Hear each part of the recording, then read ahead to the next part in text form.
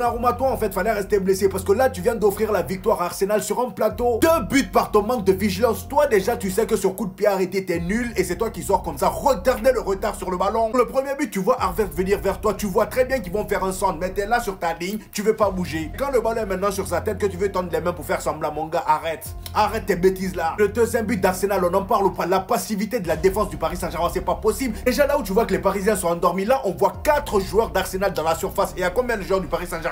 Seulement 2. Seulement 2 sur 4 joueurs. Comment vous voulez les arrêter? Comment vous voulez les arrêter? Bien évidemment, Saka fait le centre. Il n'y a personne pour arrêter le ballon. Voilà, le ballon passe entre les jambes de tout le monde. Et ça vient rentrer tranquillement, comme s'il n'y avait pas de gardien. Voilà. En fait, Donnarumma, je sais pas. Le gars, il est fort en Ligue 1. Mais dès qu'il met un pied en Ligue des Champions, t'as comme l'impression qu'il perd tous ses moyens. Il perd tous ses moyens. Je me demande même comment ils se sont débrouillés pour pas travailler les coups de pied arrêtés. Alors que vous savez très bien que Arsenal, c'est la meilleure équipe actuelle sur coups de pied arrêtés. Franchement, et le pire, c'est que vous jouez chez eux. Même Pacho sur cette première mi-temps, voilà, il m'a un peu déçu parce que regardez comment il se fait prendre dans le dos. Le premier but, c'est vraiment pas possible de se prendre aussi facilement dans le dos. Et comme si c'était pas assez compliqué, offensivement aussi, il y a personne qui voit le jour. Mais c'est pour ça votre cote, elle était à 5. Voilà, parce que j'entendais beaucoup de Parisiens en train de parler, en train de dire oui, pourquoi notre cote elle est à 5, il y a moyen qu'on fasse un résultat à Arsenal. Non, pas moyen. Vous êtes trop faible. La première mi-temps, elle était nulle. Nul à chier. Depuis le début de la saison, c'est en train de dire ouais, le Paris Saint-Germain, collectivement, ça va mieux depuis que Neymar il est parti, depuis que Kylian Mbappé il est parti, depuis que Messi il est parti. Là, maintenant, il y a quoi? Il y a quoi? C'était aigre, c'était tiède, c'était sans magie. Donnarumma, il a affiché un niveau mais pitoyable, dégueulasse, affreux. Regardez à la 20e minute, comment il baise le Paris Saint-Germain. Regardez sa sortie, elle est pitoyable, elle est dégueulasse. Même un gardien de l'US Ivry, il fait largement mieux. Il fait largement mieux. Le deuxième, vas-y, c'est moins de sa faute. Mais quand même, Ligue des Champions, pourquoi ça n'arrive pas au Real Madrid? Pourquoi ça n'arrive pas aux grandes équipes? Parce que les grands gardiens, ce genre de but ne doit pas rentrer. T'as un gardien, t'es bien payé. Voilà, tu touches bien. Et toi, Luis Enrique, ok, Ousmane Dembélé, tu l'as mis de côté. Voilà. Question de fierté, ça n'engage que toi. Maintenant, il faut assumer, t'as perdu. Mais moi, je ne suis pas d'accord avec la totalité de ces choix. Pourquoi nous le mettre en pointe? Sachant que t'as des défenseurs comme Saliba, Gabriel, physiquement, c'est dur. C'est costaud. Il a fait que 2 bonnes passes en première mi-temps. Il était esselé, c'était dur. Tu penses que tu joues contre Brest? Bon, Brest, ils sont devenus trop forts, mais tu penses que tu joues contre Evian Toulon-Gaillard? Le meilleur des choix, c'était de mettre Randal Kolo Muani. Alors, je suis d'accord, il est critiquable à certains moments, mais c'était son match. Il y avait un peu d'espace. Il allait ramener son gabarit physique. C'est le seul qui pouvait faire ça sur le banc. Et moi, j'ai pas apprécié le match de Barcola. Ah oui, là, il faut en parler. Il y a un moment donné où c'est inquiétant. Il a moins proposé offensivement que son latéral. C'est un truc de ouf, c'est une dinguerie ça déjà. Voilà, big respect à lui. Hein. Mis à part défensivement, des fois, il est un peu fébrile, il me fait un tout petit peu peur. Mais franchement, son match, il était assez bon. C'est l'un des seuls qui a des couilles sur le terrain. Au Paris Saint-Germain, c'est trop. C'est incapable. Il a essayé de faire le maximum. Voilà, miskin. En fait, il prenait le terrain, il devait faire tout le terrain et il devait marquer son but en fait. C'est lui qui proposait quasiment le plus offensivement. C'est un latéral. C'est trop comment le Paris Saint-Germain, c'est une dinguerie. Arrêtez de lui mettre la pression à Doué. Voilà, il y a un moment donné où ça part de Neymar derrière lui et tout ça. Calmez-vous. Il n'a pas encore joué la Ligue des Champions. Calmez-vous. C'est son premier match. C'est pour ça que vous lui mettez beaucoup de pression. Vous avez beaucoup d'attentes. Après, vous allez continuer à le critiquer. C'est un bon joueur. Mais calmez-vous. Ce que je retiens avec le Paris Saint-Germain, c'est qu'ils ont failli pas battre Gérone. Et là, ils se sont fait guimbasse par Arsenal dans le plus grand des calmes. Maîtrise à la 2e période. Ils n'ont pas forcé Arsenal. Faut pas croire qu'il y a eu des actions par-ci. Non, ils étaient en gestion. Pour le prochain match, 1 point, c'est tout.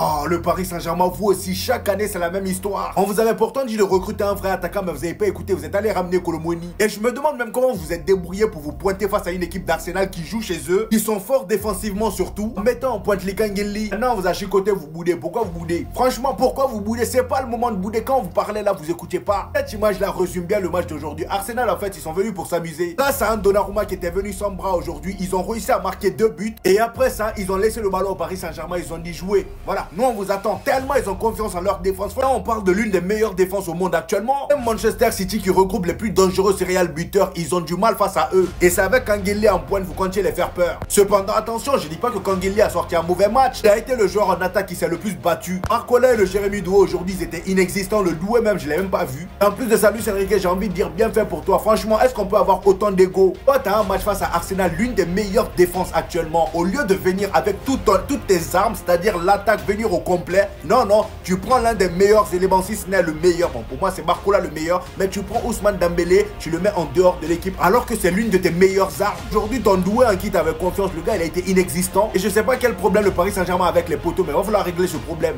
Alors oui, Barcola n'a pas fait un grand match. Oui, mais pourquoi? Faut se poser la question pourquoi toujours? Parce qu'il s'est fait mêler.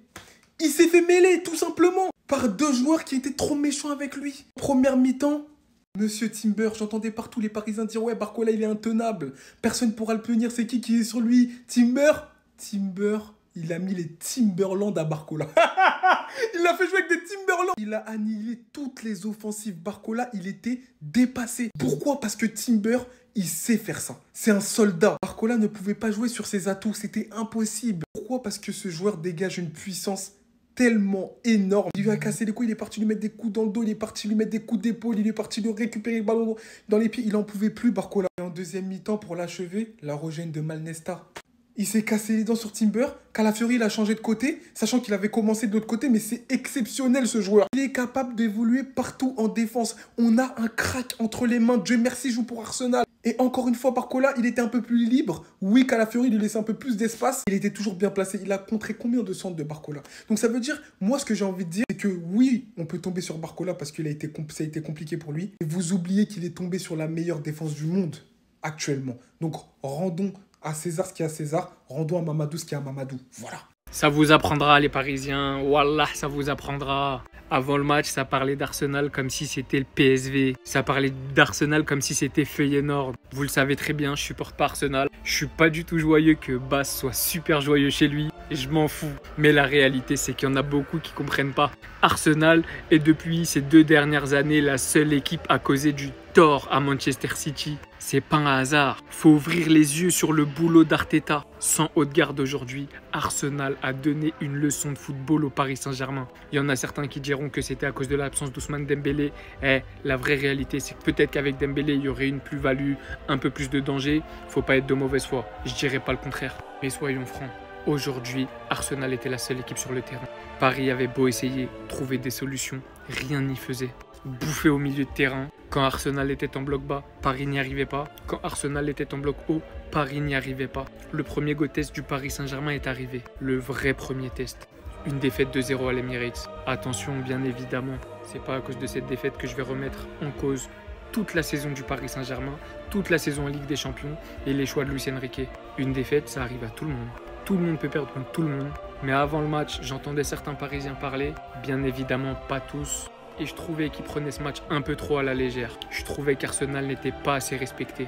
Mais quand on voit le niveau de Calafiori, Timber, Saliba, Gabriel, une défense avec 4 défenseurs centraux, c'est tellement sérieux défensivement. Au milieu de terrain, Rice, Partey.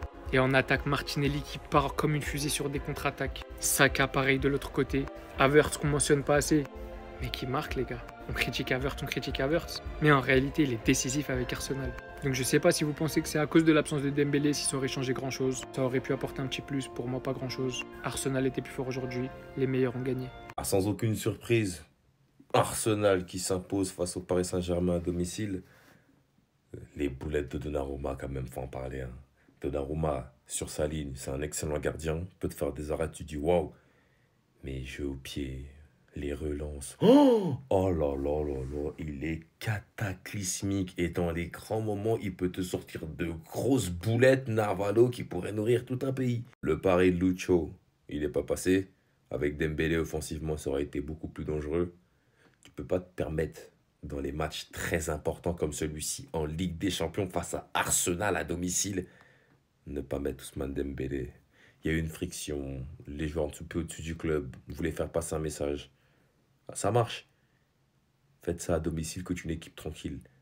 Arsenal, pour au final perdre 2-0, c'est quoi le message? Sans moi, c'est moins dangereux offensivement. Et puis tu veux dire quoi? C'est vrai en plus. Je vais vous dire un truc, hein. La vérité est devant vos yeux. Par-dessus, elle est également présente sur cette liste-là. La vérité, c'est que le Paris Saint-Germain n'est absolument pas au niveau du calibre attendu. Alors oui, forcément, ça a minimum été impacté par la non-présence d'Ousmane Dembélé. Autant je suis énormément d'accord avec Luis Enrique sur la force de l'institution, autant tu ne peux pas te priver de ton joueur le plus offensif avec le statut le plus confirmé, qui aurait largement fait un travail incroyable contre Calafiori. Mais autant un impact ne doit pas tout remettre en cause. puisque le projet du Paris Saint-Germain est censé se reposer sur le collectif. Avec un projet Île-de-France, avec des jeunes qui aiment par-dessus tout l'équipe, mais ça ne marche absolument pas. Je veux bien encore comprendre au bout d'un moment la phase de reconstruction, mais la vérité, encore une fois, c'est jusqu'à quand on va l'attendre ce mot. Cette équipe va encore affronter l'Atlético Madrid, Manchester City, le Bayern Munich. Regardez le calibre des autres équipes et sans manquer de respect à ces joueurs ici, regardez-les eux. Il y a littéralement un univers d'écart. Ça a galéré contre Gérone, ça a perdu 2-0 contre Arsenal. Vous comptez espérer quoi honnêtement contre les prochaines autres équipes? Vous comptez aller où par-dessus avec un gardien qui a comme seule vocation ses arrêts sur sa ligne, avec une palette aussi limitée, étant censé être à son tour l'un des joueurs les plus confirmés de cette équipe avec un certain statut. Au bout d'un moment, je regardais le banc.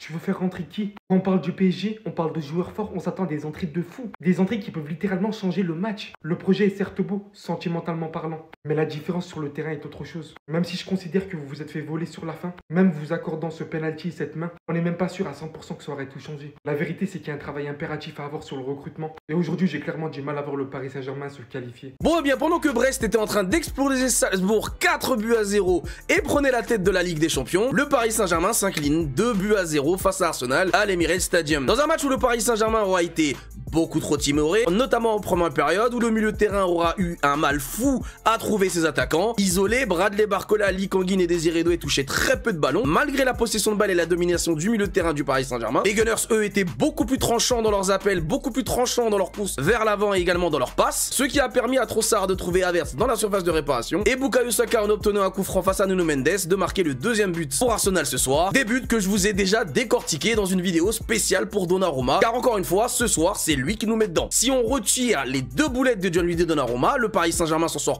plutôt bien sur la seconde période. Un pressing beaucoup plus haut, beaucoup plus agressif et beaucoup mieux organisé à empêcher les Gunners de développer leur jeu et les a cantonnés dans leur défense. Dans de nombreuses séquences, on a vu tous les joueurs d'Arsenal dans la surface de réparation en train de défendre pour empêcher les Parisiens d'obtenir une occasion. Le Paris Saint-Germain va toucher le poteau avec Nuno Mendes, la barre avec Joao Neves et David Raya sera littéralement impérial car lui, au moins, il anticipe les actions, notamment sur le dernier centre de Bradley Barcola où il passe devant Marquinhos et pas derrière comme le fait Donnarumma. On peut déplorer le fait que le Paris Saint-Germain n'ait pas obtenu un penalty sur une main grossière de Calafiori. Encore une fois, le Paris Saint-Germain se fait niquer. Ça commence à faire beaucoup cette saison, c'est déjà la troisième. Mais globalement, ce n'est pas ce qui aurait changé le match. Le Paris Saint-Germain a démarré sa rencontre beaucoup trop tard et n'a pas su faire la différence sur les côtés. On le savait, mais il y a encore du boulot pour le Paris Saint-Germain. Et on a vu toute la différence entre un projet qui dure depuis maintenant 5 ans et demi et un projet qui dure depuis 1 an. Et bah dis donc, bienvenue dans la cour des grands.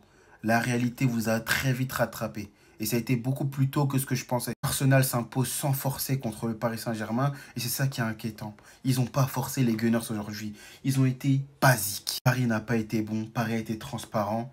Les attaquants devant n'ont pas fait le travail. La preuve, c'était les latéraux qui ont été les plus dangereux pendant tout ce match. Soit Hakimi ou Nuno Mendes. C'est eux vraiment qui ont fait le boulot. Barcola, il n'a pas été en forme. Ah, c'est dur. Hein. Les grands matchs, c'est dur. On m'a énormément vanté le collectif de cette équipe-là que je n'ai absolument pas vu ce soir. Et c'est assez inquiétant parce que je vous rappelle que les prochaines échéances vont être encore 2 fois plus compliquées. Et le goal average qui joue énormément, un but marqué, vous avez perdu aujourd'hui 2-0. Prochaine échéance, tu as le PSV, ça va. Après, tu enchaînes avec des Bayern, City, Atlético d'affilée. Donc, c'est pas rassurant. Les supporters du PSG, n'étaient pas optimistes ce soir déjà, avec l'absence de Dembélé et même dans le contexte, avec le match qu'ils ont proposé, il y a certains supporters qui ne s'attendent absolument à rien pour la suite de la compétition. C'est parfaitement compréhensible. Il va falloir vite se relever parce que les matchs qui arrivent, les gars, attention. C'est la première fois que je dis vraiment Paris, attention.